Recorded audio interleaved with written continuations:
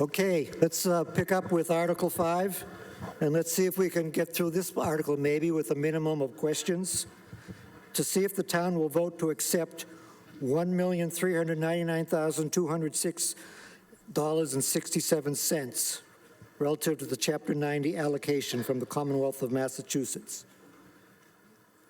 Ways and Means?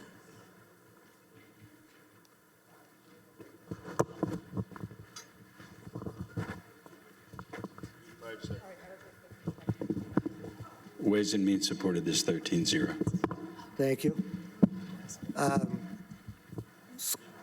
Select Board?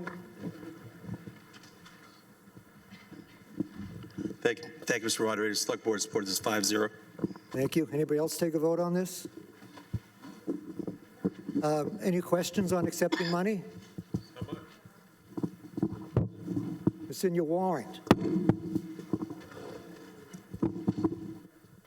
$1,399,206.67. You can probably round it off to $207.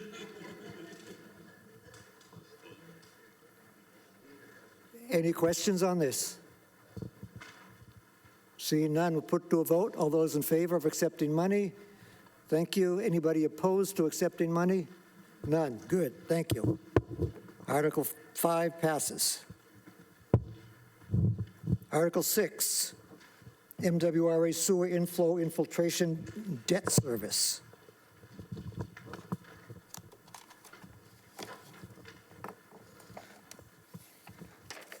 The article is as printed in the warrant, and it's to see if we'll vote to transfer $107,975 for the purpose of paying the FY 2026 debt service to this MWRA. Ways and Means. Ways and Means supported this 14-0. Thank you. Select Board. Board supported this 5-0, Mr. Moderator. Thank you. Any questions on this? Seeing none. All those in favor? Thank you. Opposed? Article 6 passes.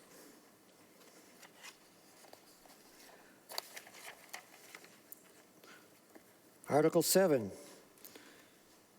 Sewer Enterprise Fund. It is as printed in the warrant, and it's to see if we'll vote to authorize the sum of $6,585,000 to operate the FY 2026 Sewer Services Enterprise.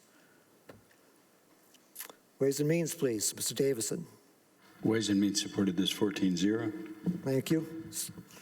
Select Board vote. Mr. Moderator, Select Board supported 5-0. Thank you.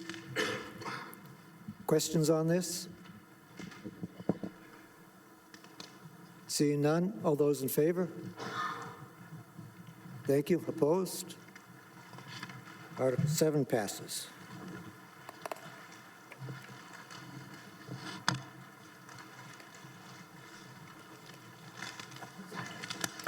Article 8 has been moved and seconded by the Ways and Means Committee, and it is as printed in the warrant. It's transfer from Water Stabilization Fund $1,586,954 to cover operating expenses. Ways and Means, please. Ways and Means supported this 14-0. Select Board. Select Board supported this 5-0. Thank you. Questions from the body? Seeing none, all those in favor?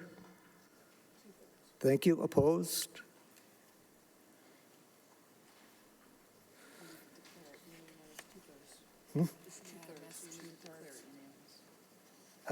This one was... Oh, okay. Article 8 is a 2/3, so I have to be able to call it unanimous. So let's try this again. All those in favor? Thank you. Opposed? A unanimous vote. Thank you.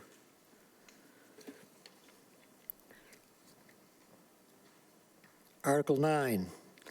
It's been moved and seconded by the Ways and Means Committee to see if the town will transfer from free cash a sum of $790,000 for the purpose of purchasing a sewer Vactor vehicle. Ways and Means.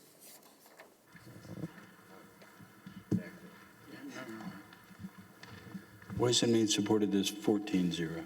Thank you. Select Board. Voted 5-0, Mr. Moderator. Questions? Mr. Pearson.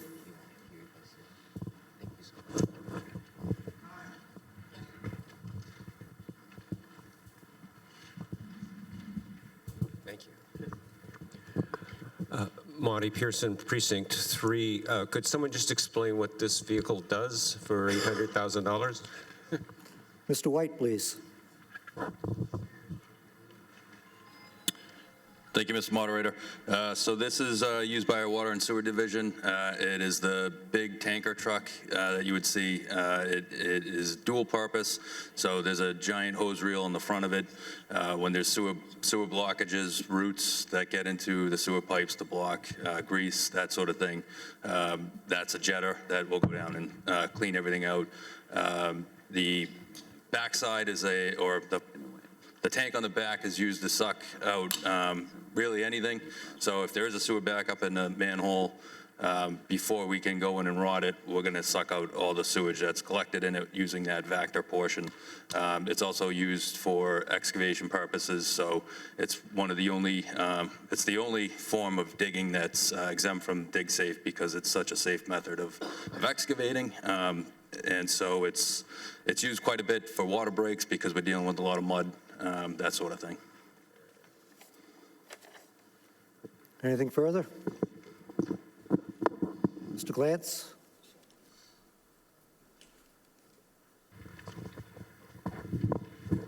Thank you, Mr. Moderator. Nolan Glantz, Precinct 1.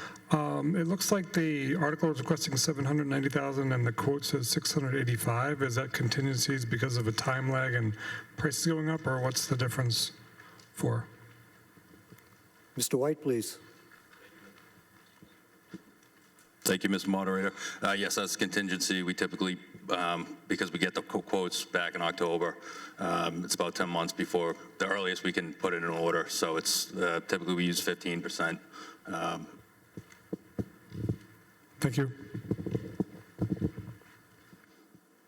Anything additional? Okay. All those in favor? Thank you. Opposed? Article 9 passes. Article 10. It's been moved and seconded by the Ways and Means Committee to see if the town will appropriate $300,000 to fund costs associated with renovating and replacement of the HVAC systems, generator, and associated site work, including engineering and design costs of an owner's project manual at the Town Hall and Town Hall Annex buildings. Ways and Means, Mr. Davison. Ways and Means voted 14-0, and I believe it's a borrow. Is that true? Yeah. This is a borrowing, so this will be a 2/3 vote.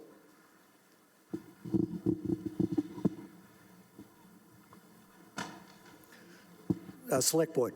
Thank you, Mr. Moderator. Select Board voted 5-0 to support. Thank you. Questions on this? Mr. Pearson.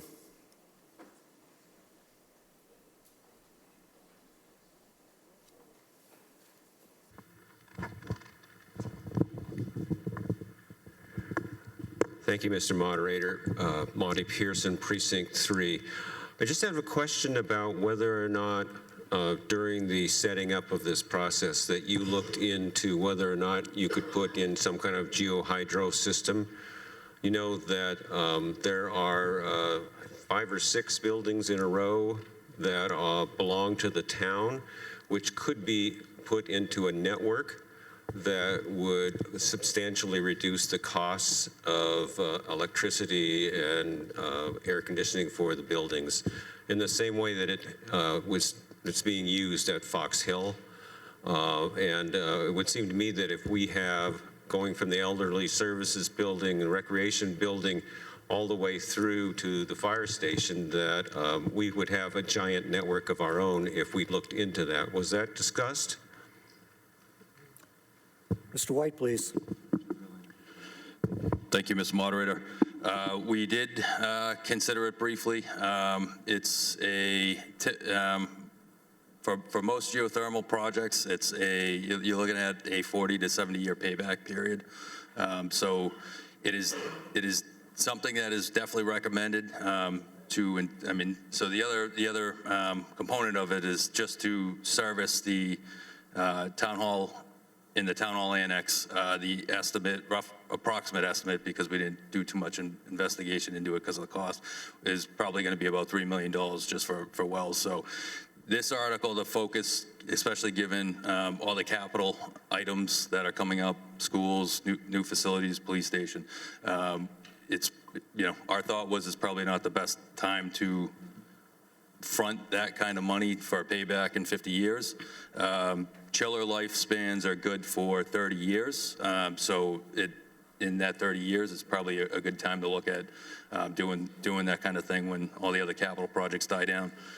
We will also look at installing a chiller that could be retrofit so that if we wanted to install geothermal wells before that 30-year lifespan expires, it would be relatively, well, it would be cheaper than not.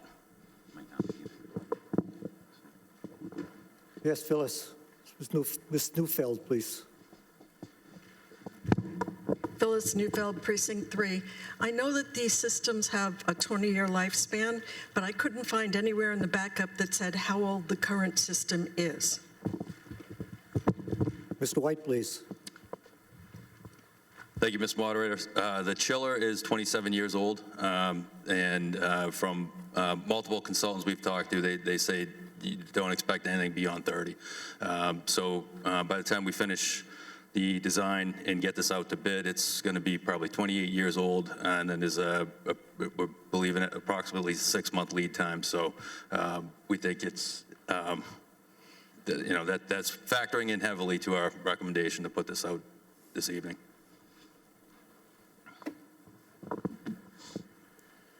Yes, Kate. Ms. Astor, please. Ms. Astor.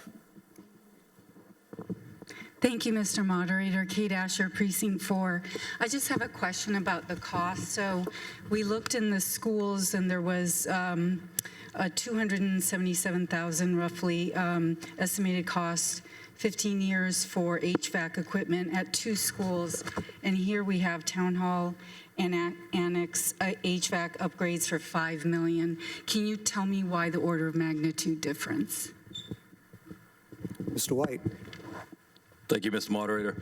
I'm not familiar with the school projects and what portions of the HVAC they were replacing. So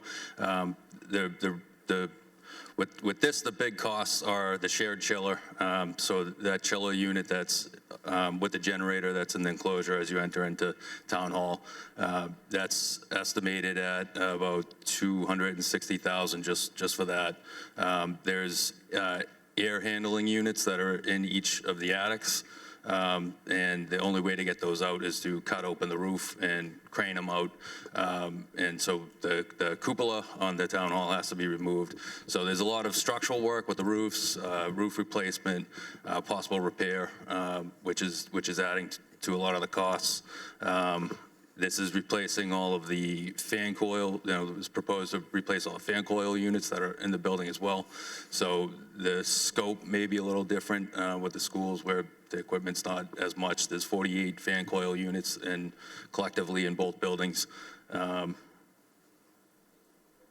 think those are probably the biggest cost.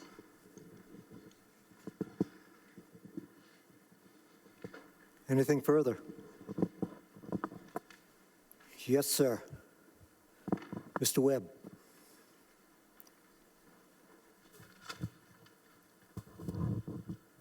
Thank you. Mr. Moderator, Dave Webb, Precinct 7.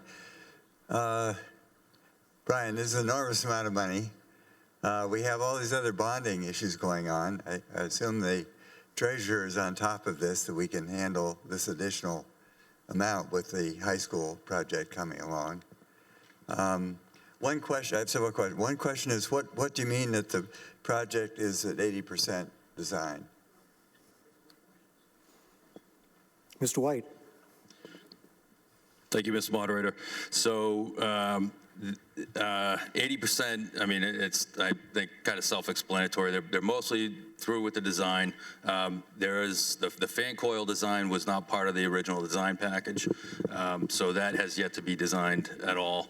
And then during the initial design, the initial design phasing, it was identified, which is, if you've seen the backup, we're replacing the generator as well with this. Originally, we looked at doing it as two different items. However, where the generator is located, it's in the same enclosure as the chiller. It's up against the building. To meet current codes, that would have to move away from the building, and it can't because the chiller is in the way. So now there's design work with trying to fit, to move those two pieces of equipment around, see if it can fit in that same enclosure. We're hopefully, but you know, that enclosure may need to expand. It may, so there's some civil site design work that it is possible that needs to be completed as well. Normally, for most of our projects, we like to have everything designed and complete. The reason why we're asking for it now is, like I said, because it's going to be 28 years old next year. If the chiller were to fail and we don't have, you know, it's 6 months to get a new chiller and to get appropriated funding, probably at next May. The only alternative really is to put in a whole bunch of window unit air conditioning items. So the intent with coming before you out of normal conditions is to try to expedite that. I can't guarantee it, engineering schedules and whatnot, but the hope would be is maybe we can crunch the schedule, get that ordered, have that available before the start of next summer to prevent any issues with the chiller having to get through another summer. Okay, so this really needs to be done now, is what you're saying, with the chiller at least. Yes, we've been working with the finance team. This has kind of been on the capital for a while. However, COVID happened, prices went through the roof. We weren't quite expecting it, so there was kind of a delay of, you know, trying to fit it into the budget, the yearly budgeting schedule. And then during the design, we started running into all those other issues, the site issues, the generator. So the cost kept expanding because of those issues, and because of that, we kept working with the finance team to try to fit in this sudden new big cost. And it's unfortunately why we're where we're at, asking somewhat last minute, or with the worry of it failing. Okay, so this amount you're asking for now, that has building contingency for some of these items you were just mentioning. Yes, it's a lot more conservative because of that extra design work that has to take place. Mr. Schmuckler. Just to clarify, Mark Smuckler, Precinct 7, just to clarify, I think a point you just made, which is when the actual installation and construction of this is likely to occur. Are we actually talking about roughly a year from now? Mr. White. Thank you, Mr. Moderator. If we're able to expedite this like I'm hoping for, it would start roughly in the spring, early summer of next season. If not, you know, it may be the fall, but it would definitely likely start probably sometime next spring. There would be a contract. Ms. Warren.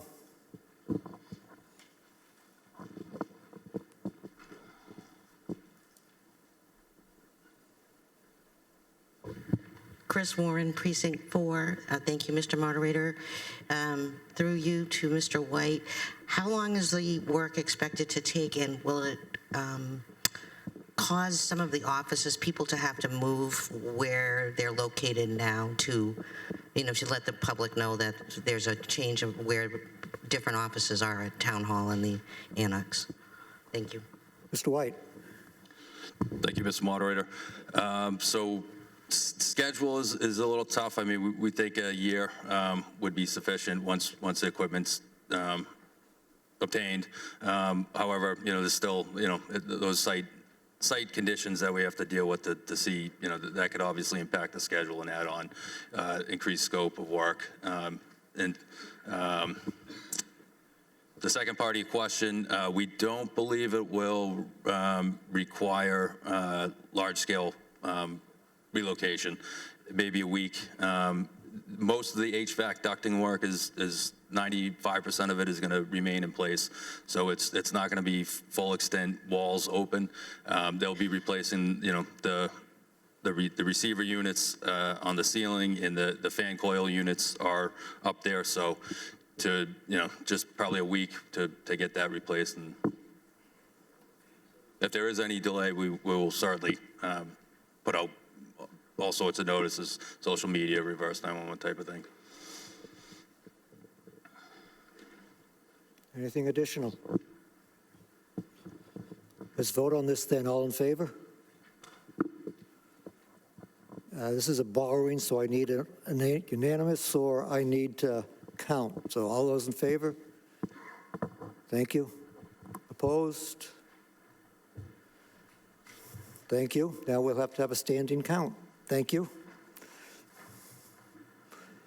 All those in favor, please stand.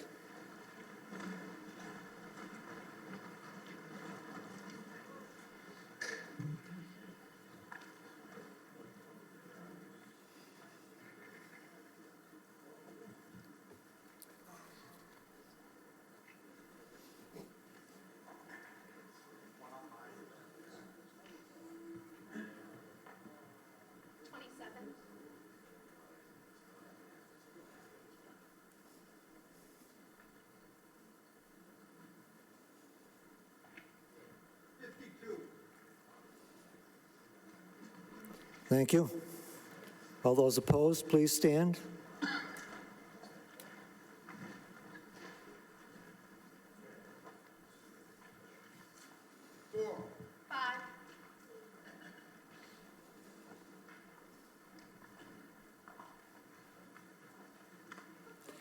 There being 80 in favor and 9 opposed, it's a clear 2/3. Thank you. And the article passes.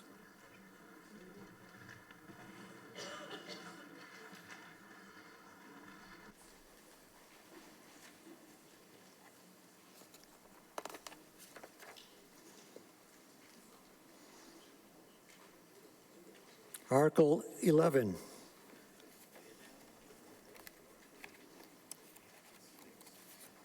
It's been moved and seconded by the Ways and Means Committee, and it is as presented, printed in the warrant. It is for $1 million for water meter replacement. Ways and Means, please. Ways and Means supported this article 14-0. Thank you. Select Board, please. Select Board supported this article 5-0. Thank you. Any questions on this article?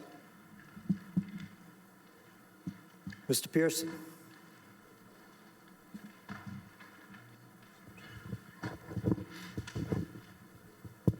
Monty Pearson, Precinct 3, through the moderator. Could someone explain to me the need for this program and what will we be saving?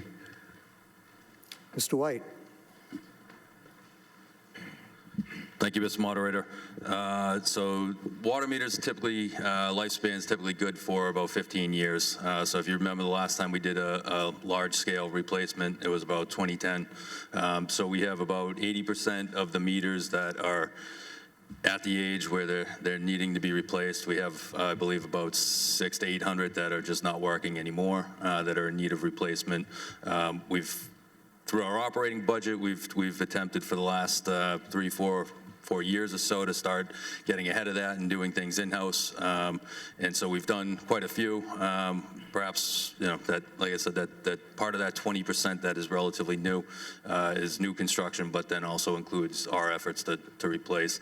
We're at the point where we can't take on this level of scale in-house with the limited staff that we have.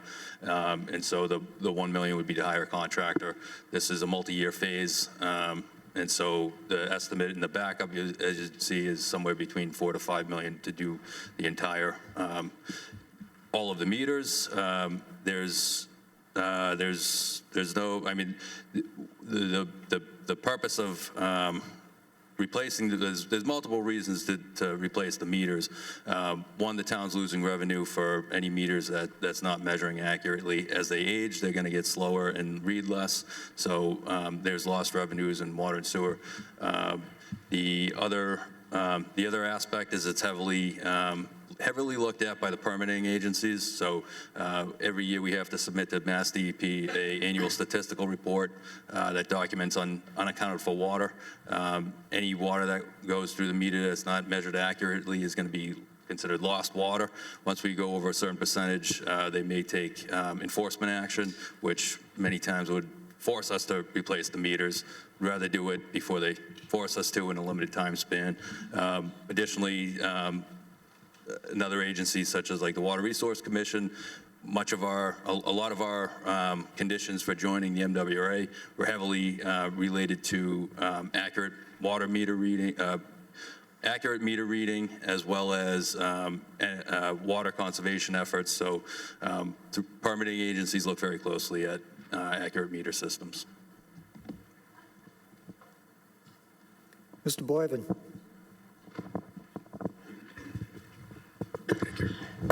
Thank you, Mr. Moderator. Bill Boyven, Precinct 1. Just a quick question. When I look at my water bill, it says that the reading is either actual, estimated, or other. Does other mean it's one of these ones that's old and not accurate, or what does other mean? Mr. White. Thank you, Mr. Moderator. So estimate, E is means that your meter is not reading accurately, and it's the software, the billing system is estimating the bill. Other, as when we switch to quarterly billing, the software is not going to recognize, the average is going to be messed up because the frequency changed, and we're not aware of a way that the software will, to handle that, so we are manually doing those estimates and then inputting it in, and so other is our manual input. Ms. Angelo.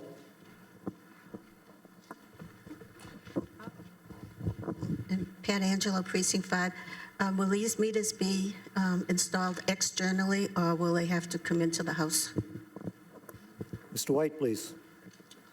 Thank you, Mr. Moderator. Yes, access to the house will be needed. The meters, so there's two configurations. Everyone's meters inside. There's with the one handful of exceptions.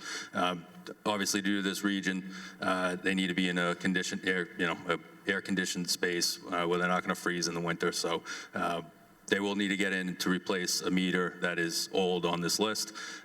You may have the radio transmitter that sends the reading wirelessly on the exterior of your house. It's preferable to put it on the outside so that there's no issues transmitting through concrete and whatnot. Sometimes some houses do have that box on the inside as well, but it may be a combination of both inside and exterior. Ms. Wang. And then we'll get to Ms. C. Wang, Precinct 5. I remember last year, May town meeting, we also had a water meter program design was related to this. I don't remember what was the detail or how much that one was cost, but I think we talked about this, but I just wondering what's the relationship between the two now. Thanks. Mr. White, please. Thank you, Mr. Moderator. Yes, so last year there was a $50,000 request for essentially design. So engineering consultant came in, looked at all our statistics, and primarily they were brought in to help us put together an RFP, a request for proposal, and review the different types of technologies and communication developments that have happened in the last 12 to 15 years. As you know, we haven't kept up with the technology since the time that we last installed everything. Ms. Prendergast.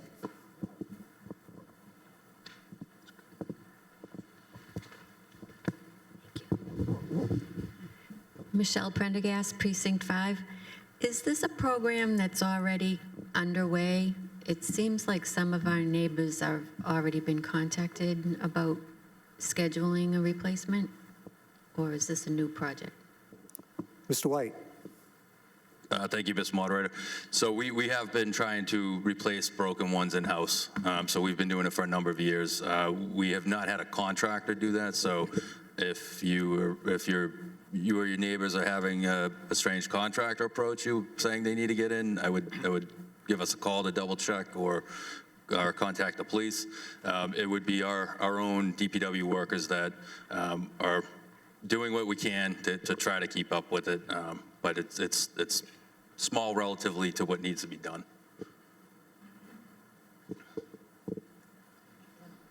Anything further? All right. All those in favor? Thank you. Opposed? The motion passes.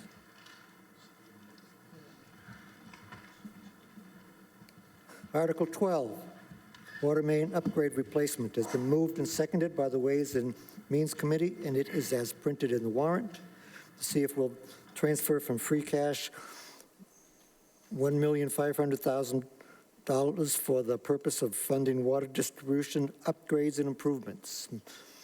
Mr. Davison, please. Ways and Means. Ways and Means supported this 14-0.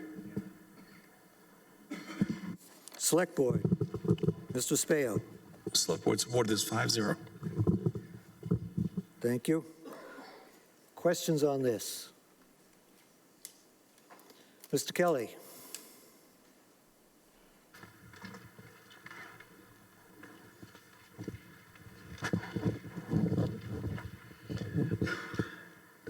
Jack Kelly, Precinct 7. Some of the pipes used to be cement asbestos lined.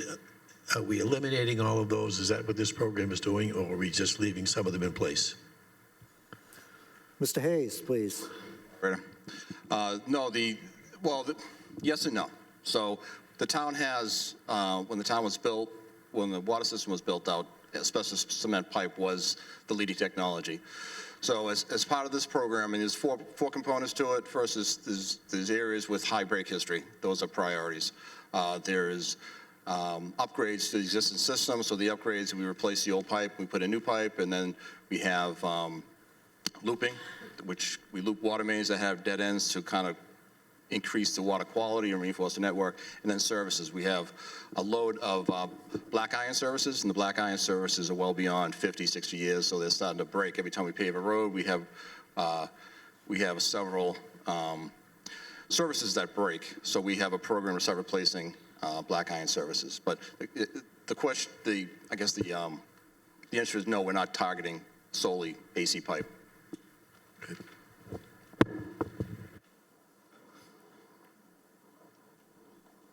Anything further?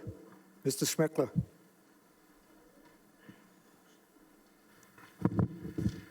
Mark Smuckler, Precinct 7. Does this involve tearing up roadways, and will it tear up any roadways that have been recently redone? No, Mr. Hayes, please. Moderator. No, we coordinate all our utilities, not only our utility projects with our paving program, but we also talk to National Grid and Eversource to make sure that we don't cut open a brand new road. Anything additional? Okay, all those in favor? Thank you. Opposed? Article 12 carries. Article 13 has been moved and seconded by the Ways and Means Committee. Inflow, Infiltration, MWRA Phase 16. To see if the town will appropriate $1,432,000 to fund costs associated with repairing sanitary sewer mains and manholes, including the payment of all costs incidental and related thereto. Mr. Davison, please. Ways and Means supported this 14-0. Mr. Spail? Select Board supported this 5-0. Questions from the body? Seeing none, all those in favor? Thank you. Opposed? We all like good infiltration done. There we go.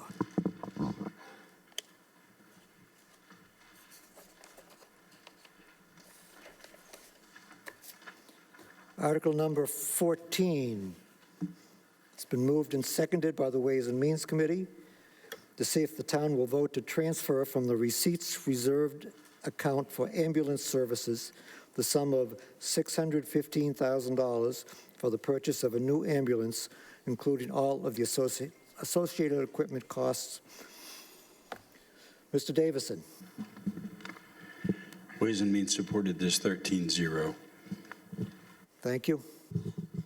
Mr. Spail. The Select Board supported this 5-0. Questions on this? Seeing none, all those in favor? Thank you. Opposed? Passes unanimously.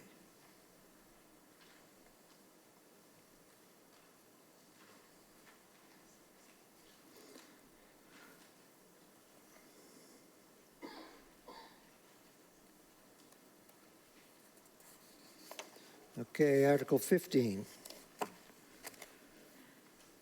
It's been moved and seconded by the Ways and Means Committee to see if the town will vote to transfer from the receipts reserved account for ambulance services the sum of $360,000 to cover the costs associated with operated ambulance services at the advanced life support paramedic level. Ways and Means, please. Ways and Means supported this 13-0. Thank you. Select Board, Mr. Spail. Select Board supported this 5-0. Thank you. Questions? Seeing none. All those in favor? Thank you. Opposed? Thank you.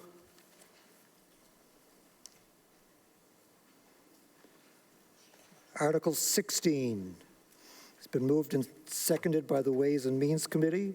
It is as printed in the warrant, but it is to see if the town will vote to transfer the sum of $550,000 to operate the FY 2026 cable access enterprise, of which which the money will come from their Access Enterprise Fund estimated revenue account.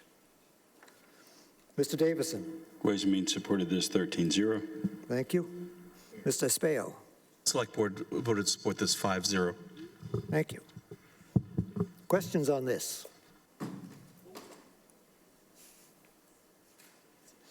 All those in favor, then? Thank you. All those opposed? Article 16 passes. And just so I don't forget to tell you,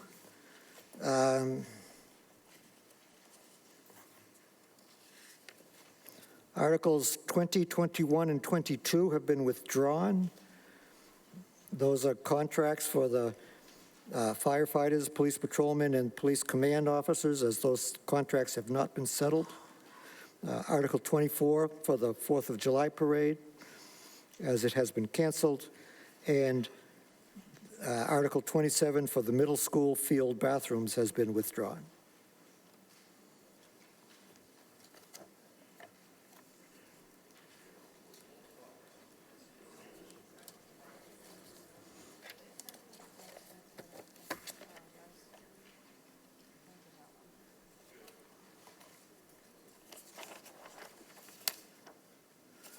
Okay.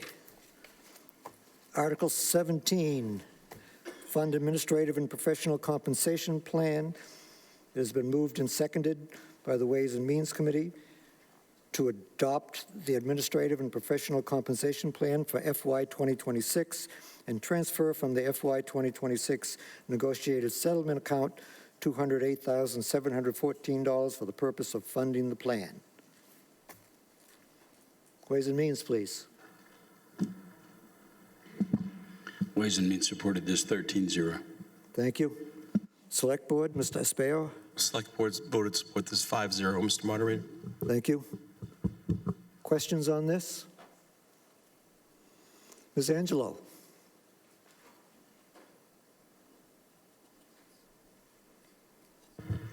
Pat Angelo, Precinct 5.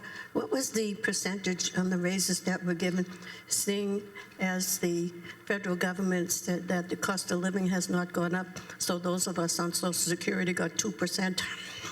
Mr. Denizio, please.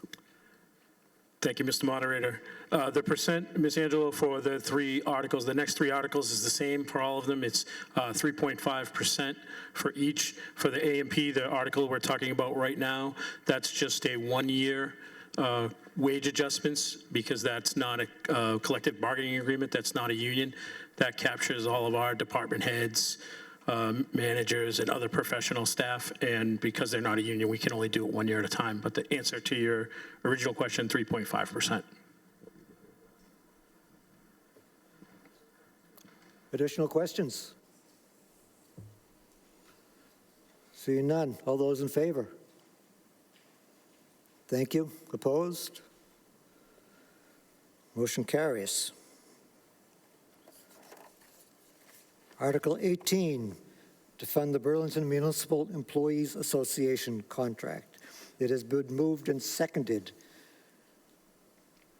to transfer from the negotiated settlement account $250,278 for the purpose of funding the FY 2026 amount approved collective bargaining agreement between the Town of Burlington and the Burlington Municipal Employees Association contract for FY 2026, FY 2027, and FY 2028. Mr. Davison, please. Ways and Means supported this 13-0. Thank you. Mr. Espejo. Select Board supported this 4-0-1. Thank you. Questions on this one? All right, let's vote. All those in favor? Thank you. Opposed? Motion carries.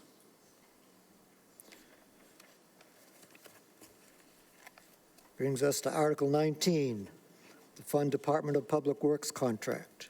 It has been moved and seconded by the Ways and Means Committee to transfer from the negotiated settlement account $143,833 for the purpose of funding the FY 2026 amount approved collective bargaining agreement between the Town of Burlington and the Burlington Public Works contract for FY 2026, FY 2027, and FY 2028.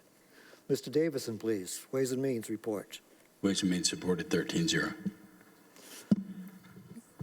Mr. Espejo, please. Select Board voted to support this 5-0, Mr. Moderator. Questions from the body on this? Seeing none. All those in favor? Thank you. Opposed? Motion carries.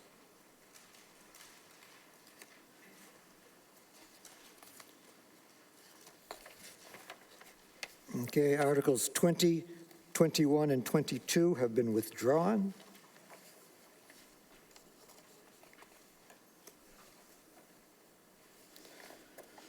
Which brings us to Article 23, the will of Marshal Simonds.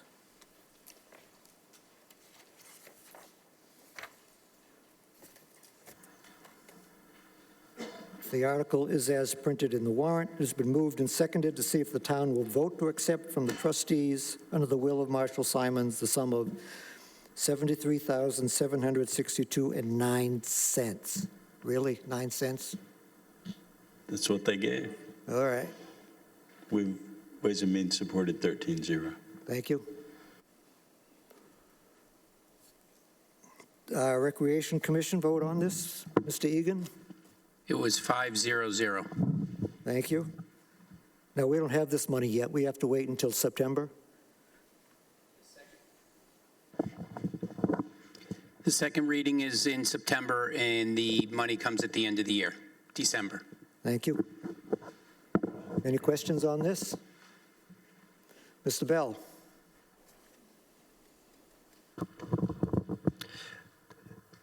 Thank you, Mr. Moderator. Roger Bell, Precinct 6. Exactly how much money is, and the extent and length of time will this be available to the town? Mr. Egan, please. Just so I understand the question right, how long will the money keep coming into the town?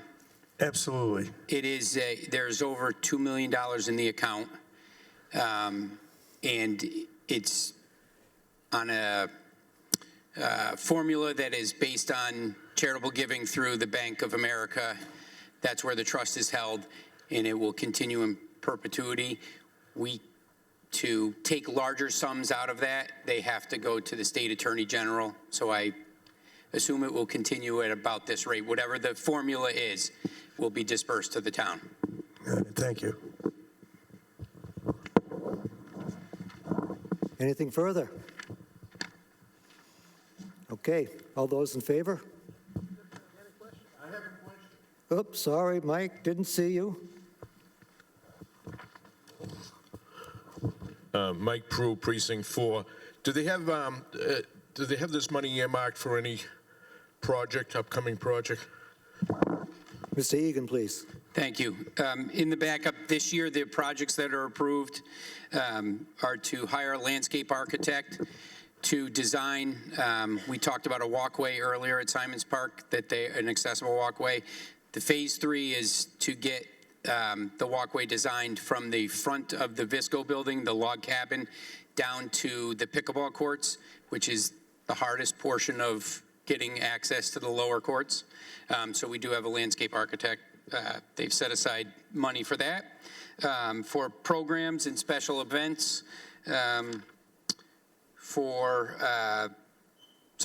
talked about programs, special events, entertainment in the park, scholarship fund for people attending programs at the park, and then replacing the flagpole out in front of the Visco building, and then installation of some public art around the park.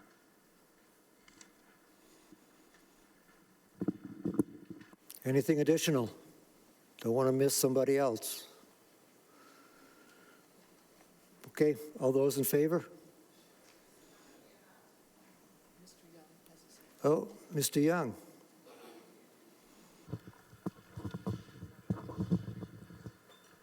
Bob Young, Precinct 3. The flagpole that you're replacing, I'm assuming that has the American flag on it.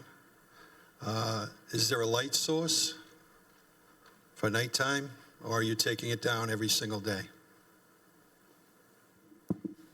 Mr. Egan?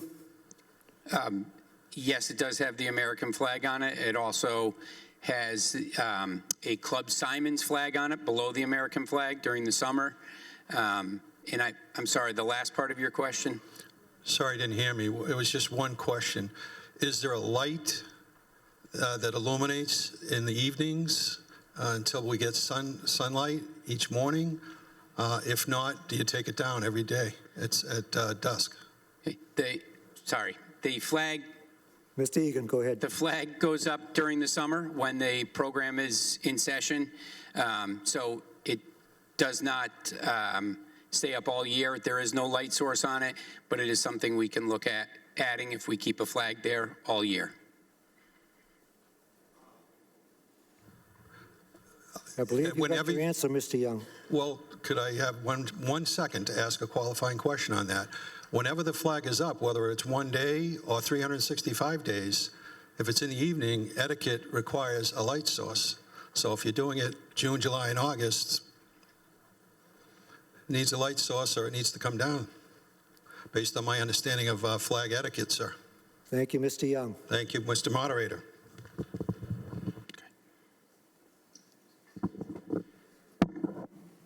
Anything further? All those in favor? Thank you. Opposed? Motion carries.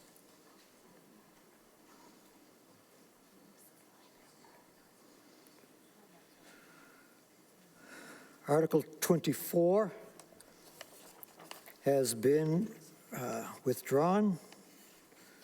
Which brings us to Article 25. School community facility usage support.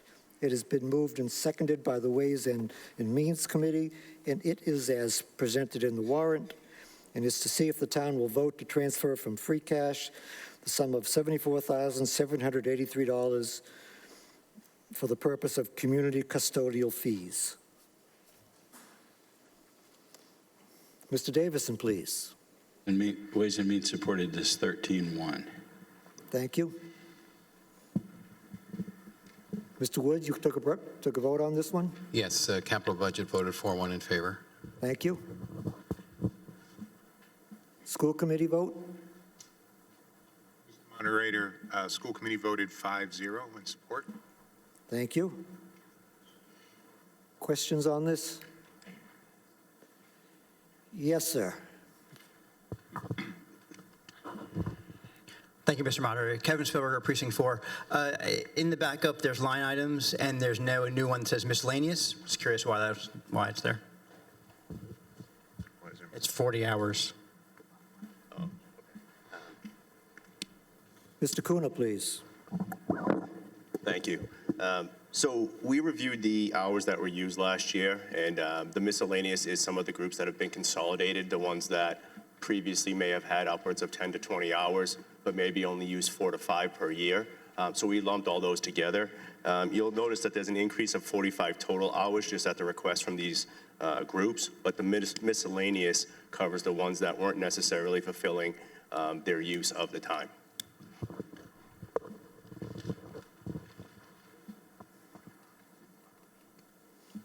Anything further on this?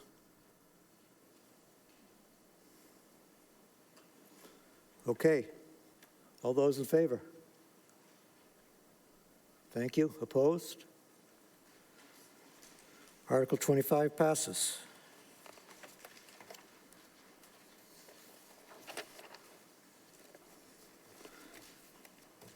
Article 26, getting tongue-tied here.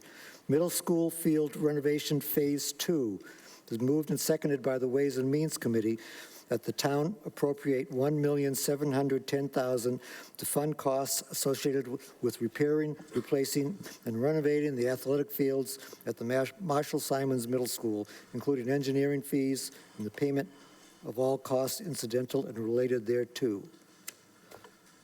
Mr. Davison, please. Ways and Means supported this 11-1. Thank you. Mr. Woods.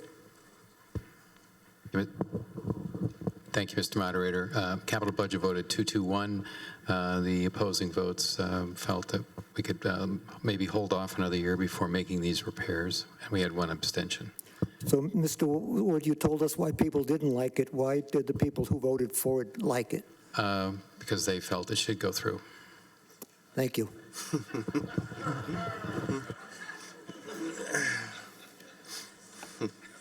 We need both sides of the coin, please. Mr. Kuna, you have something to tell us about it? Yes, I have a slideshow as well, too. Right ahead.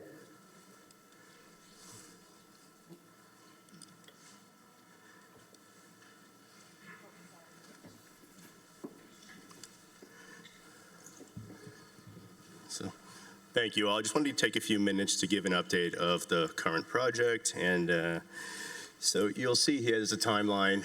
I won't read every single one of them, but the athletic field study was approved in 2022 by this body, completed in 2023. We did the varsity football field, which was our first priority, the varsity baseball field, which is completed now. And then last year we presented 2 parts of a project at the middle school, phase 1, phase 2, which ultimately was decided by this body. You'll see that what was presented last year showed the front field, which is the current turf field with the track around it, and then the back field, which is a grass area. Again, this body ultimately decided to split that up into 2 projects. So phase 1, which was approved last year, is currently undergoing some design.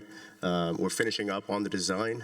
We did submit a notice of intent to conservation, and after we have determined the flags of the wetland delineation, we are back at the drawing board a little bit, just refining our design.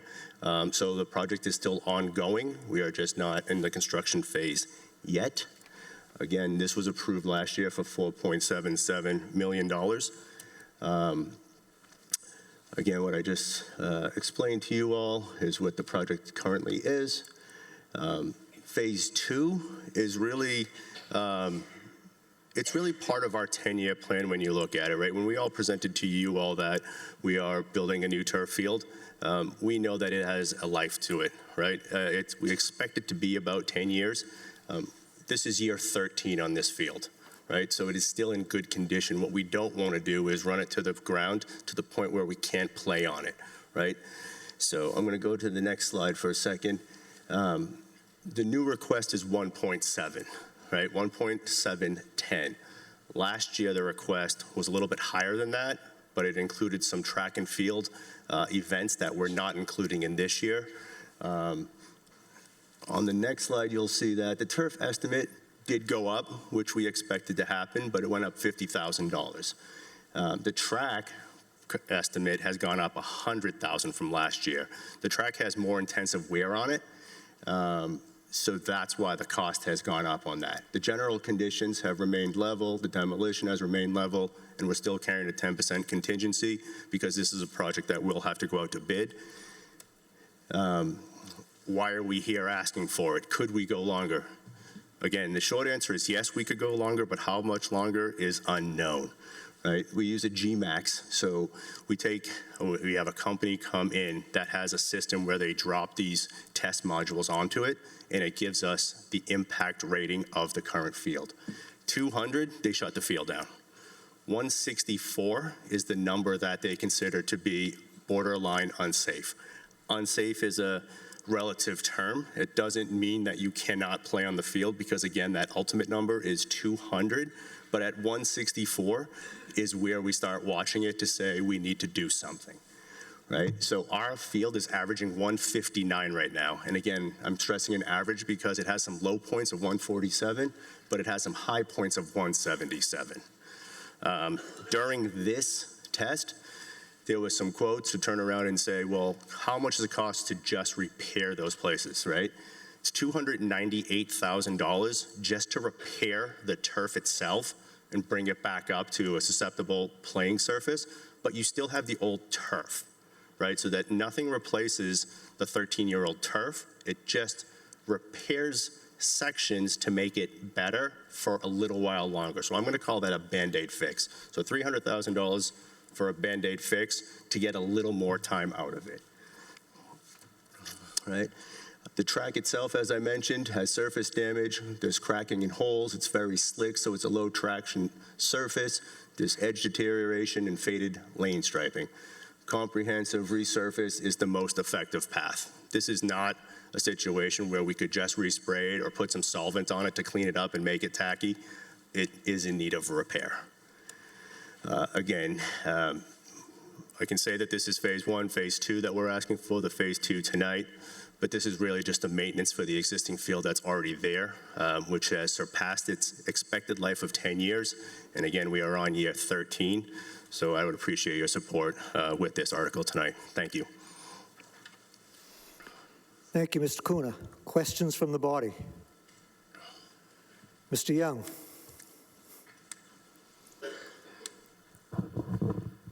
Thank you, Mr. Moderator. Bob Young, Precinct 3.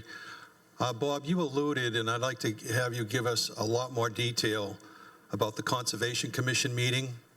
My understanding, and it's just my understanding. That has nothing to do with this job, with this article. There's no Conservation Commission issues on this one, is there, Mr. He Kuna? mentioned it. He alluded to it.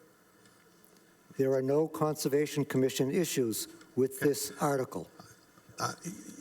You mentioned about the field, and you had a meeting with the Conservation Commission. Could you just tell us about that and how serious that is? And is that delaying the project significantly? I think I heard in the school committee meeting, it's probably a year. Thank you. Now, I believe I told you correctly. It has nothing to do with this article. So please sit down. Thank you.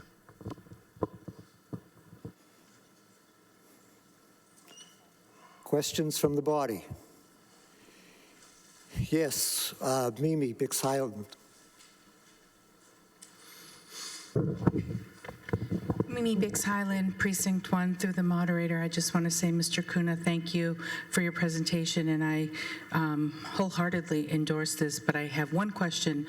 Can you assure this body that every aspect of this project is ADA compliant? Mr. Kuna. Thank you. So this project that's presented in front of you tonight, yes. Since we don't have the final design on the backfield, our intent is to make that backfield fully ADA compliant as well. Is that unanimous intent from everybody involved in the project? Yes, that's what was presented to town meeting. That's a priority of the of the field committee as well, which ultimately will go to the school committee for their final support. But yes, that is the intent, to make the field accessible. The backfield, not this field. This is accessible already. Okay. The backfield is very important too. I will support this with the contingency that folks will carry through and make sure that every aspect of it is ADA compliant. Thank you. Ms. Wang. And then we'll get to Ms. Lewinsky. Go ahead. Thank you. Thank you, Mr. Moderator. It's E. from Precinct 5. I understand there's a phase 1, phase 2, but I guess technically they're not related. And if we're, of course, myself, I support this project. My understanding is if we prove this, technically you could start this phase 2 like very soon, because they're not really related to the phase 1. Is that correct? Correct. Okay, so then how long would it take to finish the project? Since it's like just maintenance, it would be like really quick. Mr. Kuna. Just through the summer. The estimates for replacement of the turf and refinishing of the track is approximately 10 to 12 weeks total project time.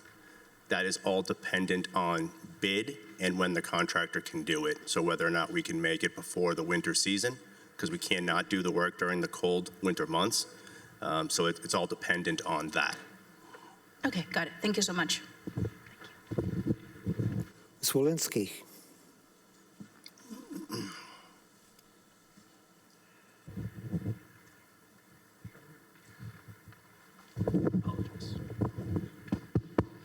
Thank you, Mr. Moderator. Sarah Walensky, Precinct 5. I support this project. I just have a question regarding sequencing or orchestration. Phase 2 sounds like it comes second, but is that not actually true? The order is not necessarily phase 1 happens first and phase 2? Because I could see an issue with getting this all nice and beautiful and then needing to drive heavy vehicles over the newly redone surfaces to deal with the grass field in the back. Is that not an issue? Mr. Kuna. Phase 1 and phase 2 is really a numbering sequence based on last year's town meeting. Because it was split up into 2 projects, actually doing the work would not impact either field.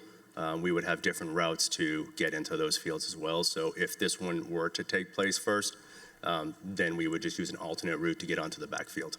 Okay, it's pretty tight clearances there, just from walking around. Thank you. Anything additional? Mr. Flynn.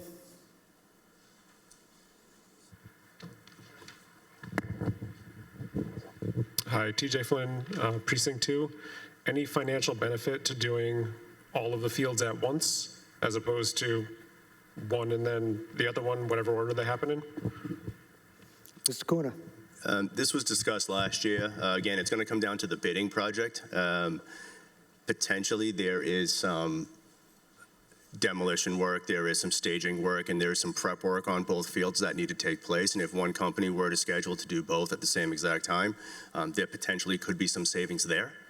But breaking them up into different phases allows one field to be in use while one is under construction, and then the second one to be online while the first one is under construction, if I said that correctly. So there's some benefits to doing it both ways. Anything additional? Okay. This is a borrowing. Or no? So I need unanimous, so we're going to have a count. All those in favor? Thank you. Opposed? 1, 2, 3, 4, 5, 6, 7. There are 7 votes against it. The moderator declares it an obvious 2/3.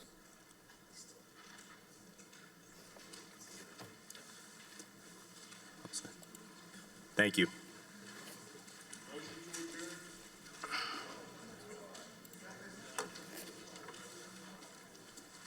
There's a motion on the floor to adjourn.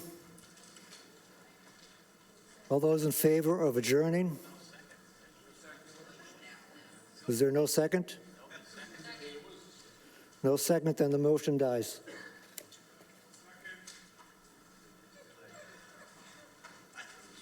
What'd you do that for? All right. All those in favor of adjourning? Thank you. All those opposed? Thank you. We're still in business. Article 27 has been withdrawn.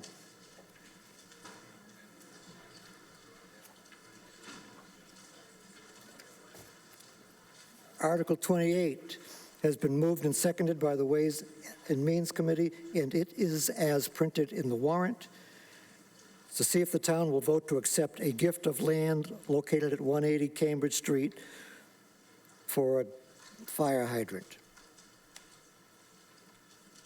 Who's speaking on this?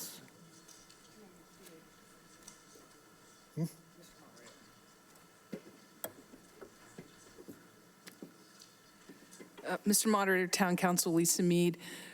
The owners of this property are doing a subdivision and it's registered land.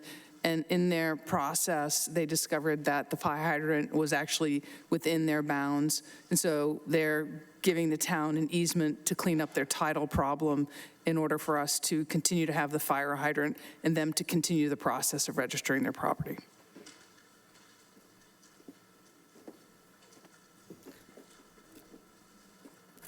Questions on this one?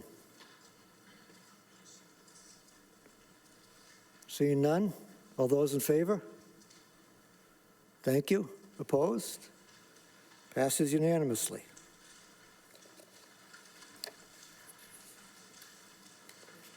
'29 we already did, which brings us to Article 30.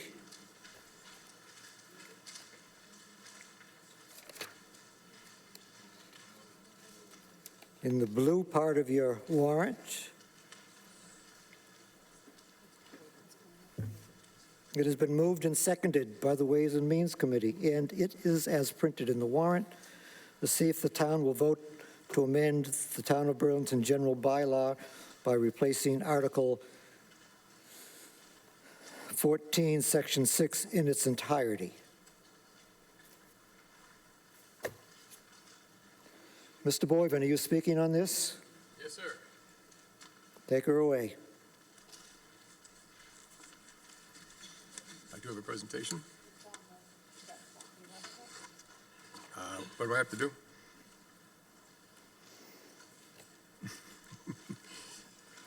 Your file should be on the desk. Oh, Oh, okay, right there. So which one's yours? Stormwater regulations.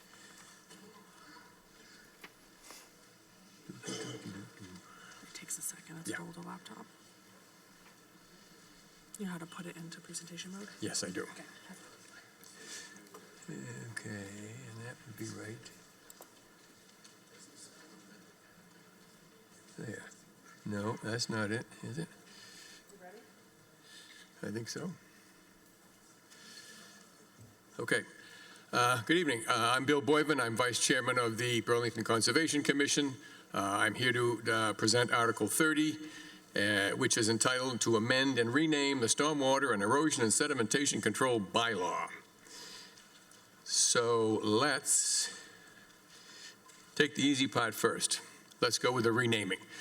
We propose to change the name of the regulation from the Stormwater and Erosion and Sedimentation Control Bylaw to the new name, just Stormwater Management, which includes all of the above, the stormwater, the erosion and sedimentation control, the runoff from the property, all comes under the title of Stormwater Management. The other part of it, which is to amend the bylaw, is we intend to divide the bylaw into two pieces, to have a bylaw and a separate regulation. We already have the authority to create regulations in the Conservation Commission. The current bylaw, that is not changed, says in it that the Burlington Conservation Commission may adopt regulations by a majority vote of the Conservation Commission after conducting public hearings. So that's what we are in the process of doing. We've already had a number of meetings about the new regulations, and we plan to adopt regulations. And the idea is to separate some of the pieces that's currently in the bylaw, take them out to make a simplified bylaw, and put them in regulations.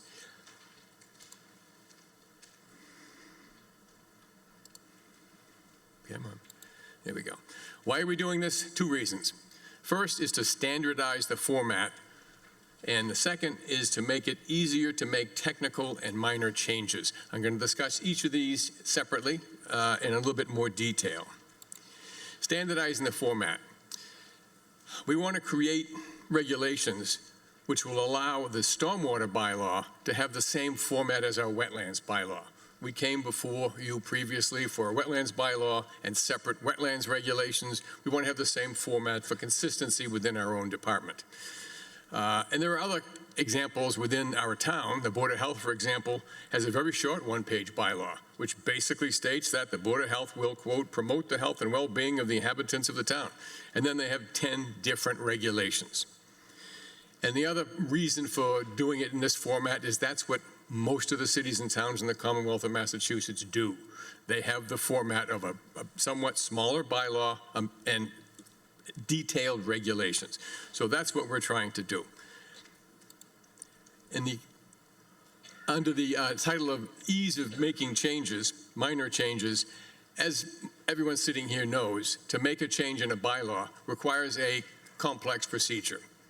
You have to get approval. We would have to get approval within the commission that we want to make a change, then create a warrant article, then present to the relevant boards and commissions, review and vote on the warrant article by those boards and commissions, present to town meeting like I'm doing tonight, and then a vote by town meeting.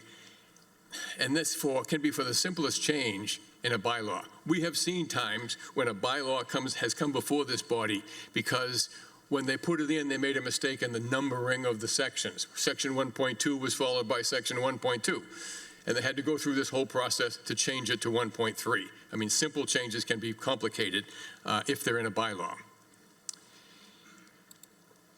So, how are we planning to do this split into the two documents? The bylaw will contain the basic definition of purpose, authority, the application thresholds, fees and appeals, and enforcements, whereas the regulations will contain the technical details, such as what the detailed objectives are, what the required contents of things like applications, stormwater management plans, erosion and sedimentation control plans by the applicants, operation and maintenance plans, performance standards, what the inspection requirements are, and site supervision requirements.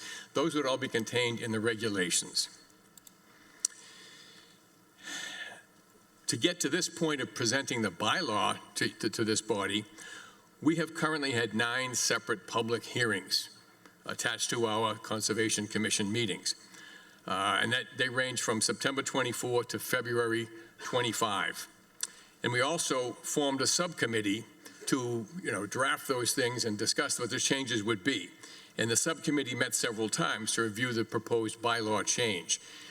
We invited members of the development community to come and comment on this and to offer us their input in what the bylaw should be like.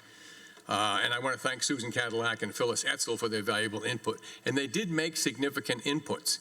They chose sections of our initial draft of regulations that they said they did not want to see in the regulations. They wanted to see them stay in the bylaw so that they could only be changed by town meeting.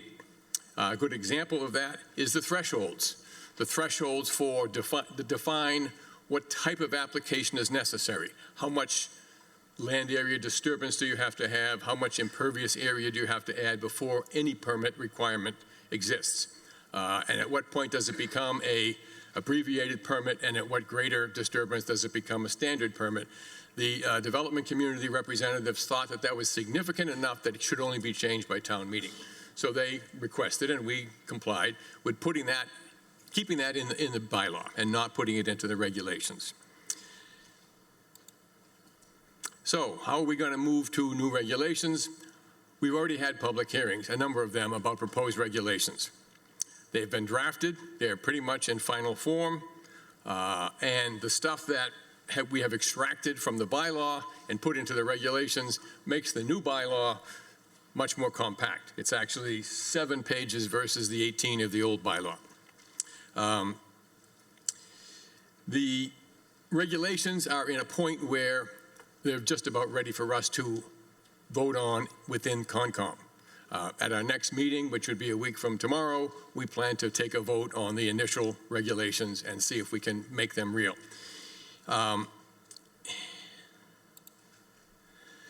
We did provide a table in the backup, and that table was an attempt to show all the contents of the current the current bylaw, and how every single piece of it was still there in the combination of the two documents, the new bylaws and the new regulations.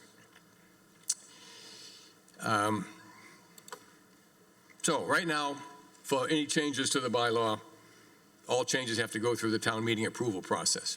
And new bylaw changes will still follow this process. The new bylaw is still a bylaw under the town. For the regulations, the changes will be handled through the Conservation Commission, as they are for the wetland regulations or the Board of Health regulations. We have in those regulations defined a subcommittee to help us with any potential changes to regulations. And that subcommittee includes members of the Conservation Commission and staff, but also up to 3 members of the public, of which 2 members must be from the development community. So we want to make sure that we have input from the people that would be most affected by this. The applicants, of course, so these are public meetings and anybody can come, but also from the development community. And the process would work like this. If we had suggested changes that we wanted to make in the regulations, they would first go to the subcommittee, they would discuss them, they would massage them, they would make it to a point where the subcommittee could vote and to move it to the full committee or the full commission. And at that point, it would open public hearings on the Conservation Commission, and after some multiple public hearings, then there would be a vote by the commission to change whatever needed to be changed in the regulations. And that would not come before town meeting. I do want to point out that in this division, we're going to pass these regulations now, probably within the next 10 days or so. They will contain a lot of the stuff that's in the current bylaw. If you approve this bylaw tonight, a lot of that stuff has been moved into the regulations, which won't be approved until 10 days from now. So, there's this gap where maybe there might be no regulations existing because the bylaw has a lot of them removed and haven't been approved yet. Keep in mind that the bylaw approved tonight did not become effective until it goes through the Attorney General's office. And that typically takes a month or so, I think. So is that realistic, or? 90 to 120 days, okay, so even longer than a month, several months. And definitely before it becomes official, the change in the bylaw, we will have these regulations in place, probably within the next 2 weeks. So there will not be a gap of any time period where there's a lapse in some of the regulations and bylaws. So the benefits, to summarize, the benefits of this proposed changes are to standardize the format in-house and to bring Burlington in line with how most towns in the Commonwealth set up their stormwater bylaw, to make changes to application details and technical content and things like that without the more cumbersome town meeting process, which overall will make a more efficient process for making minor changes. And the only thing we're asking town meeting to do tonight is to approve the bylaw.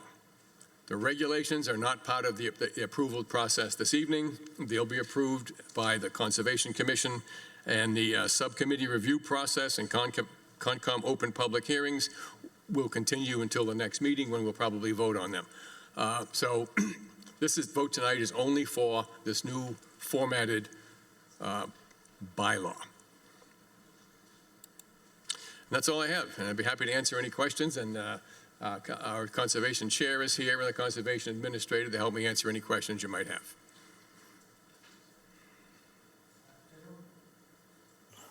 General Bylaw Committee, do you have a vote, a recommendation on this? Ms. Neufeld? The GBRC voted in favor 5-0-0. Thank you. Okay. Questions from the body on this? Oh, land use. Mr. Wadilla, sorry. Hi, Dave Wadilla, Land Use Chair. Land Use Committee voted 3 in favor, 1 against, and 2 abstained. Thank you. Okay, now I guess we can go to questions from the body. Mr. Eiler.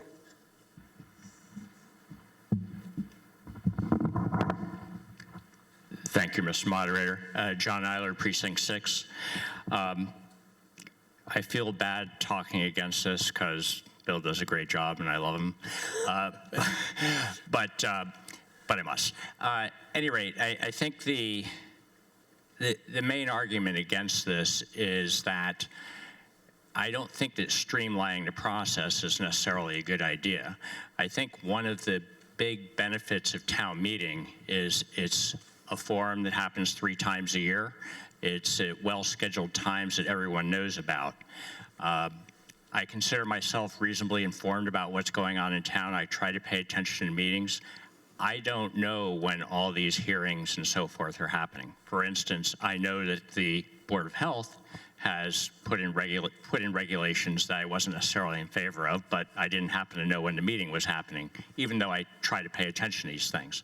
So I think while there is a process here with hearings, it's not obvious that people are going to be aware of that. One thing we are sure of as town meeting members is we know when town meeting is happening. I think it's actually a good oversight role of town meeting to require that various boards and so on that want to make significant changes need to convince town meeting that it makes sense. The alternative is you have a relatively small committee with hearings that people may or may not be aware of that will be making that decision instead. I think this is a better body to enforce those kinds of things. Yeah, it's unfortunate that typos have to go through the same process, and that's annoying. But you know, we don't really have a process that says, well, for little changes they can do this, but for the big ones, come to town meeting. So we're kind of stuck with the fact that if we want to maintain our oversight role, we need to say it's in the bylaws. By having, yes, they can make regulations, but by having the bylaws set a baseline that the regulations cannot contradict. So regulations have to operate within the bylaws. If you look at the backup, you can see there's a fairly large number of things that were moved from the bylaws to potential regulation. Everything in that category would no longer have the backstop of the bylaw saying this is the general rules that you need to play within. The general rules have been shrunk way down, and it's basically all in the regulations. So you need to decide if you want to maintain your oversight role here, or if you're going to, while Bill is a fabulous guy, maybe the next Conservation Commission won't be as great, and you'll be missing the fact that we don't have that oversight. So I would recommend voting against this. Thank you. May I answer? Mr. Boyven. Thank you for that input. I disagree with a couple things. The fact that we no longer have the backup or the connection to the bylaw, we certainly do. That's the way this is set up. The existing components of the bylaw completely exist in the regulations. And you mentioned that, it's too bad we don't have a process for making small changes. We do. Those are called regulations. That makes it easier to make those type of changes. It can't be too bad if the vast majority of cities and towns in the state use this format, as does other aspects of our own bylaws have regulations. So I think that's somewhat of a strong stance to take, that it's not an appropriate thing to do, because we've done it before many times. There's 10 different regulations in the Board of Health. There's one for the wetlands. So I don't see the contradiction of doing it here. Comments from the body. Mr. Hannafin. Thank you, Mr. Moderator. Dan Hannafin, Precinct 2. I would like to echo, and I appreciate what Mr. Eiler said about this. The concern that I have is this vote tonight will lead to the changes in the discussions on the regulations. And with respect to Mr. Boyven, the one person's minor change in a regulation could be another person's major change in a regulation. I feel like this body is the appropriate body for a lot of the discussions that are happening surrounding these issues. And I don't think that we are particularly stringent with a lot of these issues when it comes to our votes here. So I don't think it's a high hurdle to get over for the Conservation Commission when they do come to town meeting with some of these issues. So my concerns are some of the flexes that happen in the small committee meetings that may not happen here when we have an oversight from town meeting. So I would like to keep this the way it is, and I'm going to vote against this. Thank you. May I address that? I think he just said the same thing Mr. Eiler did, didn't he? Okay, but I had a few more thoughts, that's all. I'll give you a chance, Bill, don't Okay, worry. Ms. Biggs-Hyland, please.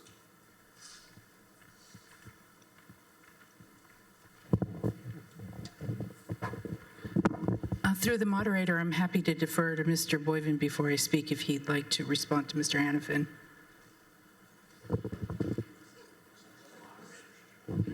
Okay. Well, then I will just state my support for this. I think everything that was laid out makes sense. The reality is that so much of this work is volunteerism, and the people who have been doing this work have highlighted ways to streamline it. And I am not worried, as some of my colleagues are, that if that oversight is going to be lost in ways that are profound. Actually, I didn't say that right. I'm not worried about the loss of oversight is what I am trying to say. I also think the renaming of this makes sense, and how conservation is attempting to organize this also makes sense. So I strongly endorse this. Thank you. Ms. Santoon.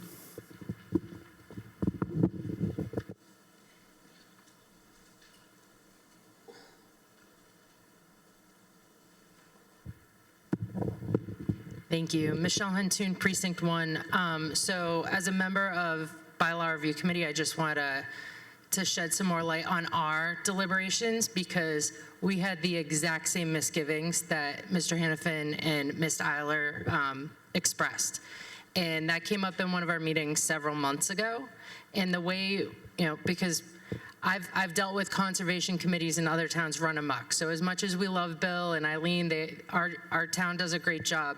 We did have these concerns about, relinquishing this oversight when we have a deliberative body here that can examine things and not, give over this control and not understand what's happening within our own regulations. So that is why Susan Cadillac from our committee joined the subcommittee to rework what they had submitted for this article and make sure that, a lot of the really important points remained in the bylaws and remained within our oversight. So our vote initially was not unanimous, but we got there because we had people go in and rework it to make sure that as town meeting, we were retaining control and we weren't just saying, nope, do whatever you want. You can, run wild, go have fun. So that was a consideration and it was a concern. And I feel personally like that was addressed between the drafts that we had reviewed and taken under consideration. So I just wanted to give my 2 cents there that I understand the misgivings, we shared them, and we felt that they were addressed. I'm not saying that you need to feel that they were addressed, but that's just where we stand. Mr. DeBona.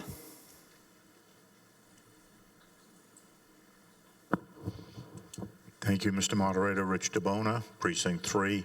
I think the key word here is oversight.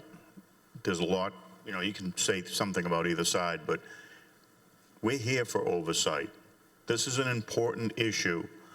This isn't something minor. I don't think any people on the Conservation Committee think that what they're doing is minor, but I think oversight should determine how we vote tonight. Thank you.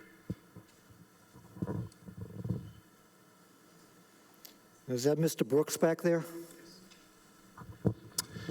Jason Brooks, Precinct 6. I'm just wondering, what is the mechanism, not that the Conservation Commission would do this now, but what's the mechanism if we want to pull this back if it does get voted in tonight? If you want it pulled back, you vote against it.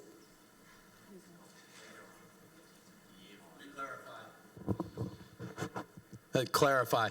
If it passes tonight and we find 2 years down the road, Conservation Commission turns over completely, there's complete new people there that are literally changing every regulation, what's the mechanism to change that?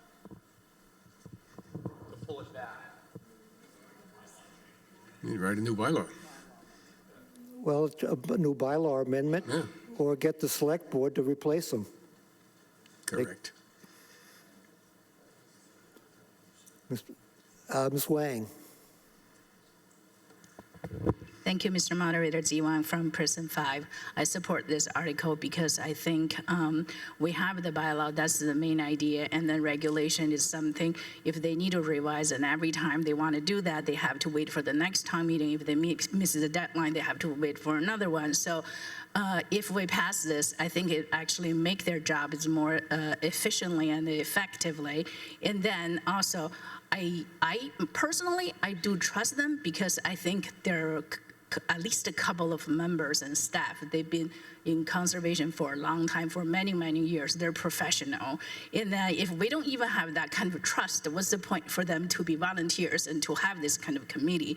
I mean, like, honestly, they have the subcommittee, they're transparent. We can, even you miss their meeting, you can go back to watch their meeting again, and then you can write to them, you can communicate with them. And also, but I do want to ask Bill that if when you have this subcommittee for regulations changes, and would it be just the conservation members, or could it be also from members from other committees or residents? That's my question. Thank you. Can I answer that question? Go ahead, Mr. Boyven. The way we've worded the regulation is that there must be at least one member of the public and 2 members of the development community, in addition to members of the Conservation Commission and staff that make up this subcommittee. And in terms of getting input from the public, that's why we have public hearings. That's why we had 9 of this before we got to this point, to make sure, addressing Mr. Eiler's point, that if you don't know when these meetings are, we had 9 of them to get, and there was conversations about some of those meetings in the Buzz and some other places. So, we're not trying to do anything secretly. And we try to have an open process. The concern about members running wild or whatever, you people know the Conservation Commission. Mr. Cohen has been the chair of the Conservation Commission for 31 years. I've been his backup for 13 years. I don't think you've seen us run wild very much at all. And if we did, we're reappointed every 3 years, and the select board would be welcome to say, stop it, we don't reappoint you. So that's what, I think is one of those protections against that. So I think that addresses the points that I wanted to make. Mr. Monaco, you haven't spoken tonight. We'll give you a chance. Testing. Thank you, Mr. Moderator. Frank Monaco, Precinct 4. First, I have a question. This particular bylaw, any change now, or if you were to bring it back, it's a majority vote at town meeting, am I correct? Simple majority. Okay, so what I think is going on here is, to whatever extent something's in the regulations, this body, in practice, this has got nothing to do with who you trust, it's the practice. In practice, the more that's in regulations, the less control you have as a town, and we're the representatives of the town. So this body cedes control to the extent that things are in regulations and not in the bylaw. And that I think is the concern that's being raised. I don't think it's a matter of trust. I think it's a matter of what's in the regulations that carry a lot of weight. And there's performance standards and guidelines and whatnot that are in the regulations, and they can carry a lot of weight, and they can be modified by a much smaller group. Not that we don't trust them, but it's not oversight. It's the group that's in charge of it. So that is the risk that you take with this, despite all the good work that's been done to pull back into the bylaw the things that you don't want left in regulations. My personal feeling is there should be a way to write the bylaw that it can be streamlined enough that the portion that includes in the bylaw performance things and standards things shouldn't be so complex that they're less efficient just because they're in the bylaw as opposed to in the regulations. And it feels like there should be a way to get where you're trying to go from an efficiency point of view, but not cede the control to the extent that it's out of the bylaw. That, I think, is the root of the concern here. I really don't know how to vote on this. My tendency is to not minimize, not maximize what's in regulations and minimize what's in the bylaw from a performance and detail control level when an applicant's in there trying to get something done that, obviously it's not a simple case. It shouldn't be a political battle. It should be a question of right and wrong. And is it right and wrong through the regulations? Is it right and wrong through the bylaw? The bylaw is going to carry more openness and it should carry more weight. I would tend to leave more in the bylaw and less in the regulations that's that onerous. Thank you. Mr. DeBona up the back, then Mr. Kelly. Jeff DeBona, Precinct 3. So I want to echo the sentiments of a few others here. Mr. Boyva, Mr. Cohen, Ms. Coleman, they all do a great job. We have great commissioners and staff, but there are a few questionable things there. We already have more stringent stormwater standards than the EPA requires. EPA doesn't require any stormwater activities for less than an acre of land. We have we're more stringent and we have the requirement for it. And it does help protect our neighbors. There have been flooding issues that have been able to be remediated because we have the ability to regulate on it. But I don't, like Mr. Monaco said, I don't think we need to take more out of the bylaw and put more into regulation. I think we need to keep the control. And I also had a secondary question on the portion about the trees, 6.5.5. Permits, trees in the rear zoning setback shall not be removed without the authorization of Conservation Commission or their authorized agents. For tree removals, conservation encourages one-to-one replacement. Is that only for properties with an active stormwater permit, or is that any property in town that someone can't take down the trees in their rear setback? Mr. Boyven? That is correct. It is only if you have an active application in front of us, and that phrase is directly taken from the current bylaw. It's already in there. Okay, so once the stormwater permit is closed, then activity resumes. Someone doesn't have to go through conservation if there was a nuisance tree or something like that. Correct. Okay. We don't have the authority to go in and regulate trees unless there are wetlands involved or stormwater applications. Okay. Thank you. Mr. Kelly?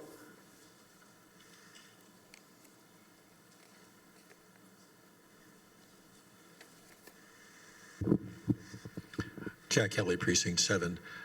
Whatever we decide, will the bylaw and regulations be posted on a website for anyone to see at any time? They already are, including the drafts of both. The draft bylaws or regulations are already online. So they're already online for anyone to see at any time. Thank you. If I can just address one point that's been made, Mr. Moderator. Go ahead, Mr. Boyven. There's a discussion here about ceding control from this board, from this body on certain aspects of it. There's precedent for that. It simplifies operations. It makes this body not have to deal with things that are not of major importance. We've tried to keep all the things that are of major importance in the parts controlled by this body. And there's precedent. I mean, you approve bylaws and regulations for the wetlands control, and you've done it for the Board of Health. The Board of Health has 10 different regulations that they change them when they decide to change them for good cause and with public hearings. So this is not an unusual request. Sorry, Mr. Cohen, you've already got your Conservation Commission spokesman up here. Anybody else? Mr. Pearson.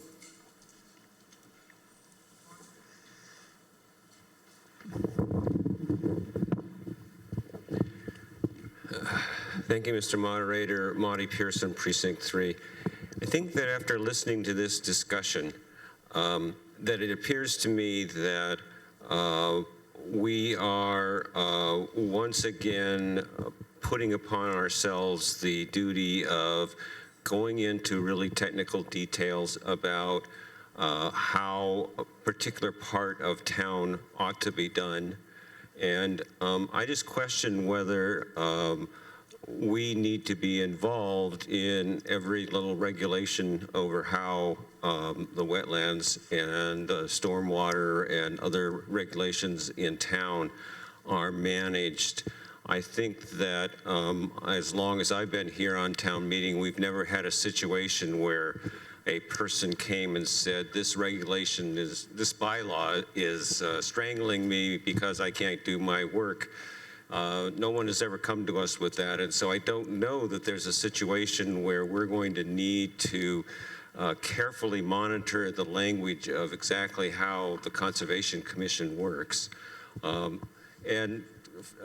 To finally add to that is that if there was a situation where the Conservation Commissioners were out of control, I think that these people are appointed by the selectmen, and so therefore we have a feedback mechanism for the Conservation Commission. So I really don't see that any of the technical details in the regulations need to be examined closely by the members of this body. I think that the experience that the conservation people have is an invaluable asset that we should go ahead and follow through with on this proposal. That's exactly right, Mr. Pearson. The technical aspects is why we have a concept. I'm sorry. Please allow, you need to be Thank you. Be recognized by the moderator, as everybody does. I apologize. I agree with Mr. Pearson's statement. The technical details of all the different bylaws in town, this board shouldn't have to be educated on all of them in every bylaw. And that is why we have a Conservation Commission. That is why we have a Board of Health. There's our technical experts and resources for running those bylaws in the town. Thank you. Mr. Sinesi, we haven't heard from you tonight. Thank you, Mr. Moderator. Adam Sinesi, Precinct 1. Move the question. The question has been moved. All those in favor of moving the question? Thank you. All those opposed? It's clear 2/3. Brings us back to the main motion. All those in favor of the main motion, raise your hand. Thank you. All those opposed? We'll need to have a count. All those in favor, please stand. You can include me in this count.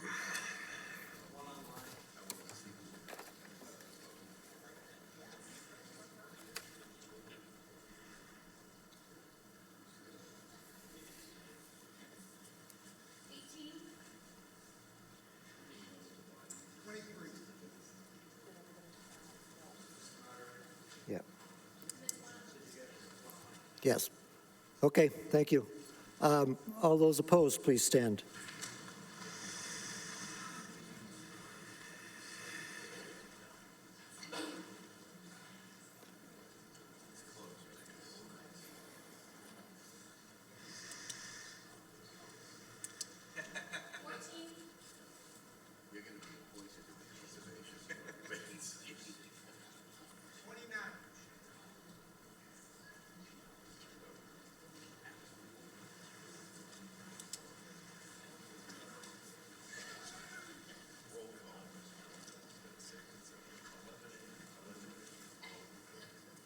Forty-three, 42, 43? There being 42 in favor and 43 against, the motion is defeated. Roll call. Can I request a roll call vote? May I request a roll call vote? You can call for a roll call if the 7 people want to stand and vote and call for it.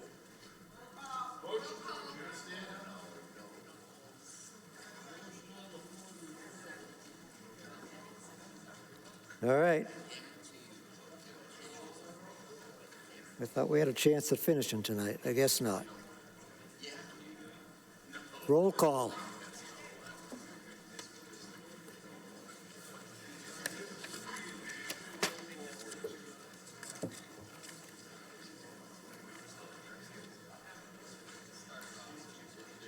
Okay. Precinct 1. Oh, Peter, I always mess up your name. Peter Abish-Corin.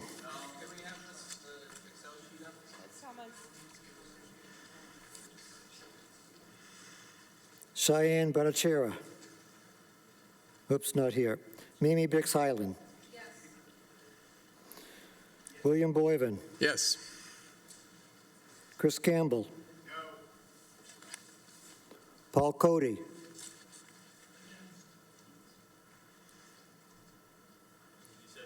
No. Lori Glantz.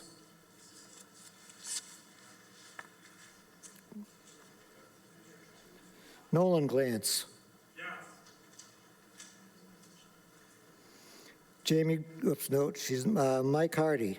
No. Michelle Huntoon. Yes. Florence Leone. Bruce Morey. No. Shannon Robinson. Yes.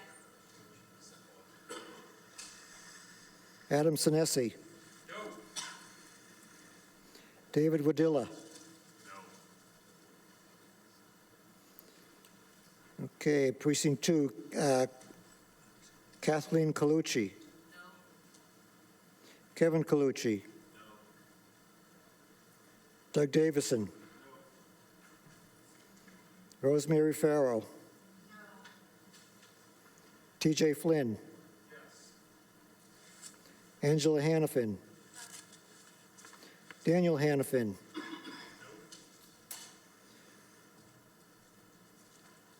Pat O'Brien. No. Michelle Papano.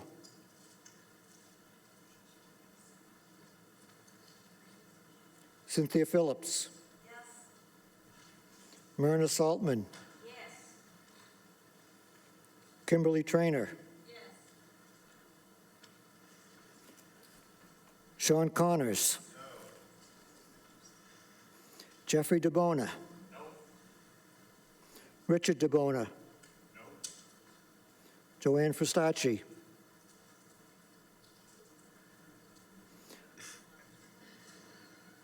Sharon Lohr. Stephen Marchese. Melinda Meyer. That was a yes. Steve Moran. Mildred Nash. Yes. Monty Pearson. Brian Pupa. Daniel Rasky. Roger Riggs. Robert Young. Kate Asher. Nancy Bonacera. Karen Cooper.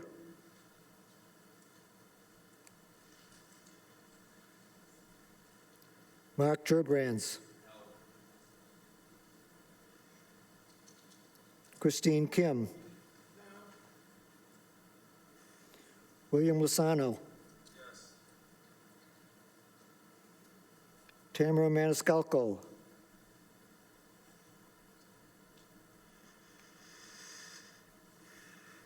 Frank Monaco.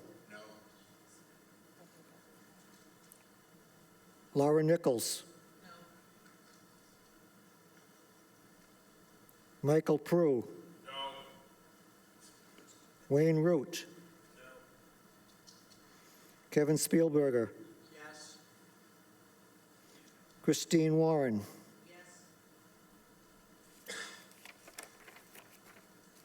Pat Angelo. Christine Concession. Mark Donahue. Aaron Ellis. Carl Foss. William Gaffney. Chris Murphy. Phyllis Neufeld. Bonnie Nichols. Michelle Prendergast. Alex Rutfield. David Tate. Frank Orsino. Z Wang. Richard Wing. Sarah Walensky.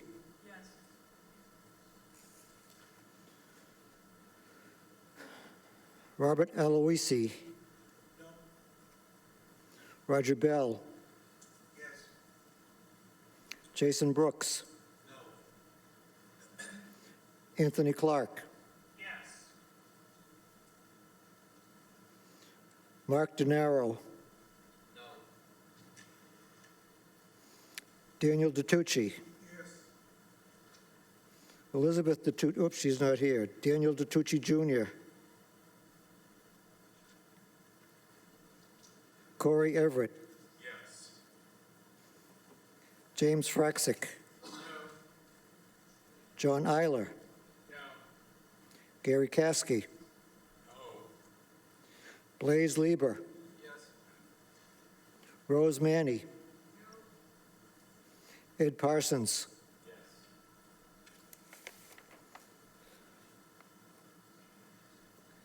Julie Cullen. Betsy Hughes. Betsy?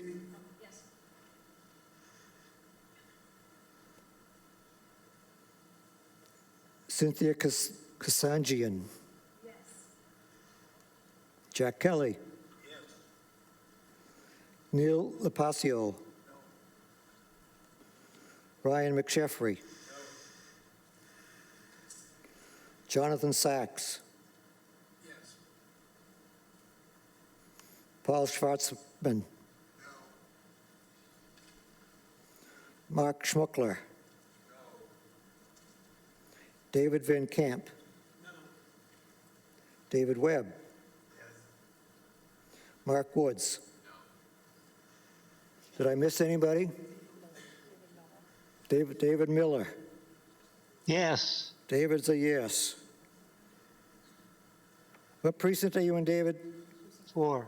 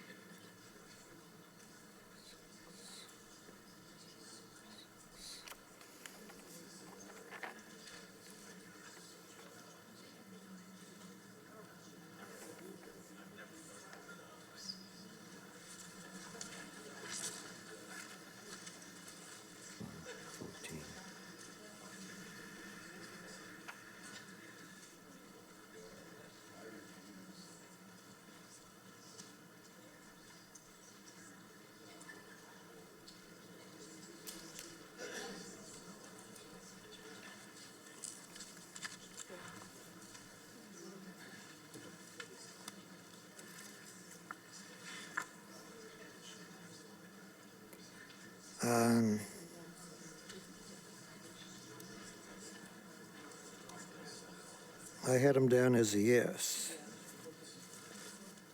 Mr. DiTucci, how did you vote? Yes. You voted yes. Thank you.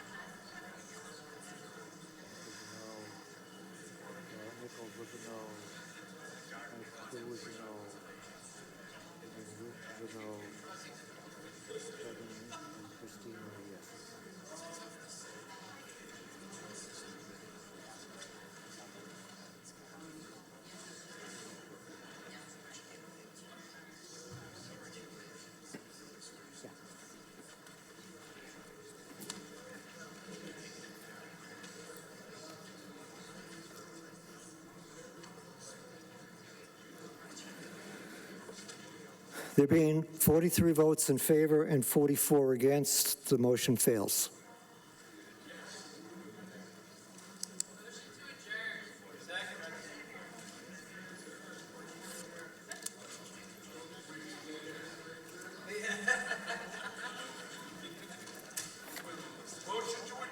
All in favor of adjourning? Opposed? See you Monday.